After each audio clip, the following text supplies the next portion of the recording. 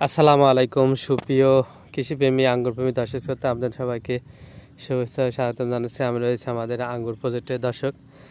আমাদের আঙ্গুর প্রজেক্টে আমাদের বাইকনুর জাতের আঙ্গুরটা মূলত আমরা চাষ করছি। এর সাথে আমরা অন্যান্য ভ্যারাইটির স্বল্প কিছু পরিমাণে চাষ করছি। তো দর্শক, আজকে আমাদের আঙ্গুর প্রজেক্টের আঙ্গুর গাছ লাগানোর বয়স মোটামুটি 1.5 মাস প্লাস হয়েছে।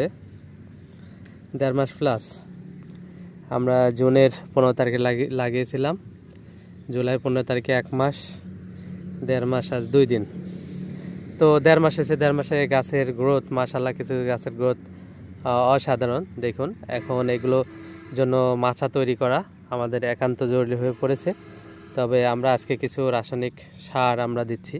এই ক্ষেত্রে আমরা ড্যাপ দিচ্ছি, আর জিপসামটা একটু বেশি পরিমাণ দিচ্ছি, হিউমিক অ্যাসিড দিচ্ছি, দানাদার কীটনাশকটা দিচ্ছি, নামে মাত্র আমরা এমওপি সারটা দিচ্ছি।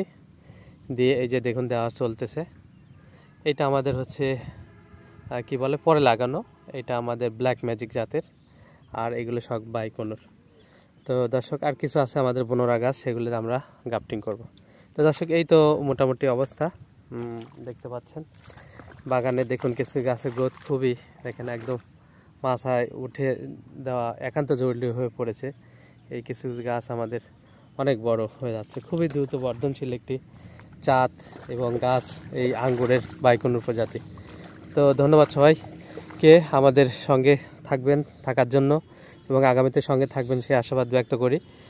আর আঙ্গুরের যারা অভিজ্ঞ ভাইরা ভিডিও দেখবেন, অবশ্যই পরামর্শ যা প্রয়োজন আছে বলে মনে করেন সেগুলো অবশ্যই দিবেন।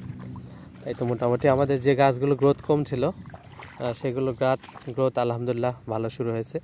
তো এই সারগুলো দেওয়ার পরে মোটামুটি আমরা আশা করতেছি যে গ্রোথ আর একটু ভালো হবে। ধন্যবাদ সবাইকে, আল্লাহ হাফেজ।